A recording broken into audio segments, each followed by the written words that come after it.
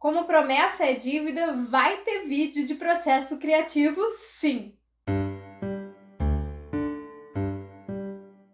Sejam muito bem-vindos ao canal Barda de Potideia. Eu sou a Ana Luísa Temponi e nesse vídeo aqui eu vou elaborar um pouquinho do que eu falei num dos últimos vídeos do canal sobre processo criativo, sobre como eu crio as minhas histórias e tudo mais.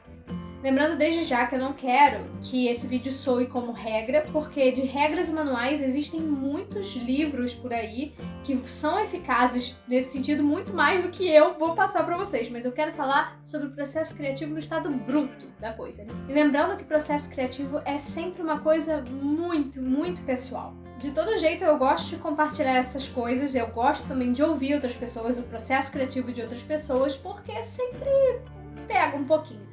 Se eu estiver suando, eu já peço desculpa porque tá quente. Tá parecendo verão no Rio de Janeiro. Bom, então vamos lá. Eu espero que esse vídeo faça sentido pra vocês, pra alguém. Se servir um tiquinho já fico feliz. Apesar de eu ser muito organizada, numa primeira instância da criação, eu deixo o caos acontecer. Tudo quanto é ideia, não importa como eu tive, aonde eu tive, se eu tava no meio, sei lá, do ônibus, ou se eu tava em casa mesmo, tomando café, não importa como eu tive a ideia, eu anoto a ideia bruta, seja o que for, seja uma frase, seja uma situação que vem à minha cabeça, eu anoto nesse caderninho aqui. Aliás, eu divido todo o meu processo criativo em um monte de caderno. E o principal de tudo é anotar essa informação em estado bruto sem julgar ela. Não interessa se ela tá boa ou se é ruim. Se é uma ideia tenebrosa, anota. Se é uma ideia que você considera que é boa, você vai lá e anota também. Sem filtro e sem julgamento. Gente, aproveitando aqui pra falar, aproveitando o ensejo, pra falar que uma vez... eu não consigo contar essa história. Uma vez, por exemplo, eu tava voltando pra casa antes desse caos todo aí. Eu tava no ônibus viajando, então eu tava passando pelo túnel Santa Bárbara aqui no Rio de Janeiro. Do nada eu imaginei um ET descendo no túnel Santa Bárbara. Eu usei essa informação, eu usei esse personagem? Claro que não! Mas eu anotei do mesmo jeito, porque pelo menos me rendeu uma boa risada. Então o ET surgia no meio do Santa Bárbara, causava uma comoção. Não vou criar um ET do Santa Bárbara, mas... ai, saudades. Bons tempos do túnel Santa Bárbara com ET na minha cabeça. Dito isso, o ET não foi utilizado, mas ele tá ali, guardado. E aí... fica um monte de ideia solta nesse caderno, então sempre tem uma substância ali para você remexer. Quando você encontra alguma dessas ideias ali que você vê que tem potencial de crescer e se tornar uma história, seja um conto, uma novela, ou o que for o seu tipo de criação, né? Eu gosto muito de escrever conto e tô escrevendo um romance. A minha imaginação eu jogo para essas duas vertentes, né? Você vê que uma dessas ideias tem potencial de ser elaborada, aí você busca ali, você tem uma cartinha na manga. Aí, o que eu faço? Eu jogo para outro caderno. Eu pego essa ideia que eu tive inicialmente, solta, elaboro um início, meio e fim, meio que mais ou menos, porque essas coisas tendem a sofrer modificações com o tempo, mas tem uma ideia da base. E eu anoto tudo ali. Tem uma ideia também, assim, dos personagens que eu vou utilizar na trama, a quantidade de personagens, a influência que esses personagens vão ter um no outro, e anoto tudo. Elaboro do jeito que dá. Pode ser que mude alguma coisa, mas o grosso tá anotado, pra você não perder, porque não dá pra confiar 100% na mente, pelo menos eu falo por mim. É muita informação o tempo todo, eu não confio inteiramente na minha mente, não. Eu prefiro ter tudo anotado e pecar por excesso do que ficar tentando lembrar o que eu queria com aquele texto, enfim. Uma outra coisa que eu gosto muito de falar é que pra gente que tá escrevendo, seja lá na frente, seja no meio do caminho, seja mais ou menos no início, como eu tô, consumir muito do gênero que você quer escrever. Parece uma coisa óbvia, mas às vezes a gente esquece disso, né? Então, se você gosta muito de terror, leia muito terror. Se você gosta muito de poesia, leia muita poesia. Se você gosta muito de, sei lá, romance de época, leia muito romance de época, porque isso vai te ajudar a elaborar os próprios conflitos da sua história, dos seus personagens. E claro, a gente não deve ficar preso, nossa, eu sou bom em escrever romance de época, será que eu não posso tentar escrever alguma outra coisa? Claro que pode, gente. Tem que testar. também não se calcifique, sabe? Achando que, porque eu escrevo assim, eu não posso escrever assado. Tem territórios que vão ser mais fáceis pra gente e outros mais desafiadores, mas a gente tem que tentar. Se a gente não tentar, a gente não sai da estaca zero. Concluindo essa parte, leia bastante do gênero que você deseja, que você quer criar a sua história, porque isso facilita muito. Elaborei essa minha ideia boa. E aí, o que eu faço? Eu utilizo o caderninho do caos. Eu escrevo rascunho nele. Então, eu pego um ato de uma história. Eu dividi, por exemplo, meu romance em 3 atos.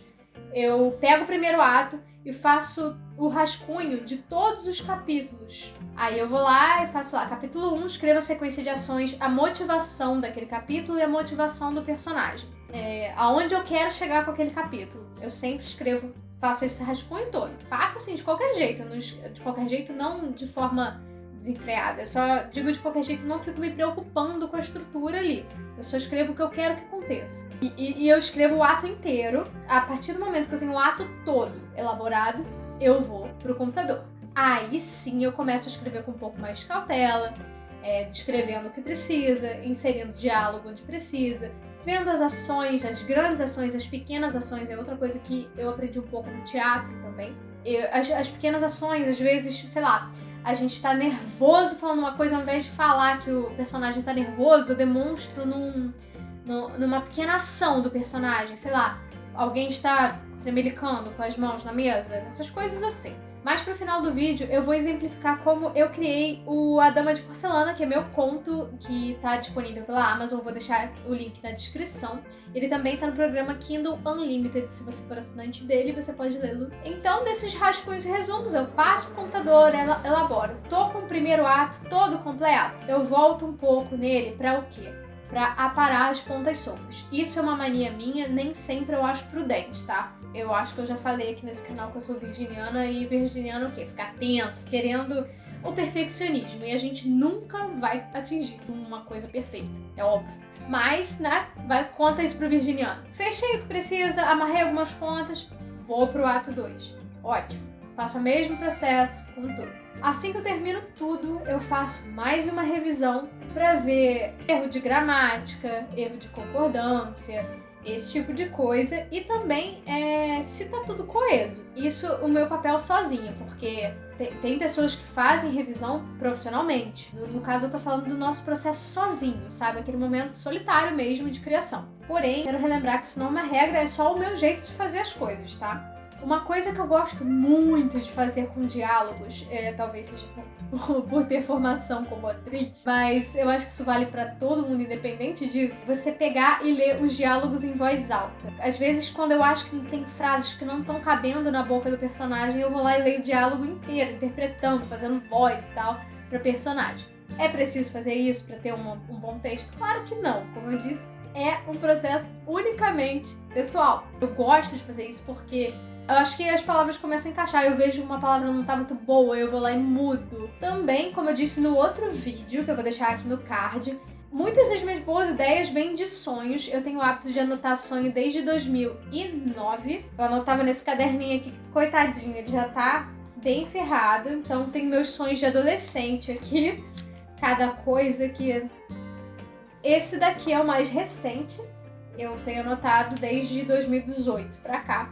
Eu anoto desde a época que eu nem imaginava que eu queria publicar alguma coisa, sabe? Eu sempre gostei de criar. Mas eu anoto porque, sei lá, pode surgir alguma coisa boa dali. Sempre pode surgir alguma coisa boa de algum lugar. E o sonho, por que não, né? O próprio conto que tá na antologia Vejo Cores em Você, da editora Vecchio, surgiu de um sonho, como eu contei naquele vídeo. Já o meu conto A Dama de Porcelana surgiu de outra forma. Ele surgiu de várias conversas com um amigo sobre um jogo de PlayStation. Eu misturei com algumas lembranças da minha infância em Petrópolis, que é uma cidade pequena. E por último eu peguei a vibe de um clipe de uma música que eu tava encasquetada na época, não parava de ouvir. Eu falei, quero. Misturei tudo, fiz uma salada e deu no que deu. Ele não é um conto perfeito e nunca vai ser, mas eu tenho muito orgulho dele por ter sido o primeiro, sabe? E claro, também sempre tem aquilo de que uma boa dica para um processo criativo é observar ao nosso redor. O estímulo pode vir de qualquer lugar. Observar uma conversa aqui e ali. Observar a vida, não só a sua, como ao seu redor, entende? Uma boa dose de observação da vida é sempre muito bem-vinda. Nossa, que bagunça. Eu espero que esse vídeo tenha feito algum sentido, gente. Esse vídeo ficou caótico igual o meu processo criativo. Mas, pelo menos, eu acho que eu consegui elaborar um pouco de como essa cabecinha aqui trabalha. E também espero que tenha alguma utilidade. Obrigada por assistir até aqui. Aproveita e já se inscreve no canal e ativa o sininho da notificação para não perder nenhum conteúdo. Se tiver alguma dúvida que eu puder e souber te responder, deixa aqui nos comentários que a gente bate um papo. E também me segue ali no Instagram, eu vou deixar o arroba na tela. Por lá eu também falo de livros, falo um pouco de escrita, falo um pouco de tudo e posto foto do meu cappuccino feio. Você conhece o meu cappuccino feio? Então me segue no Instagram que de vez em quando ele aparece por lá. Por hoje é só, né? Tá bom? Até sexta-feira. Tchau!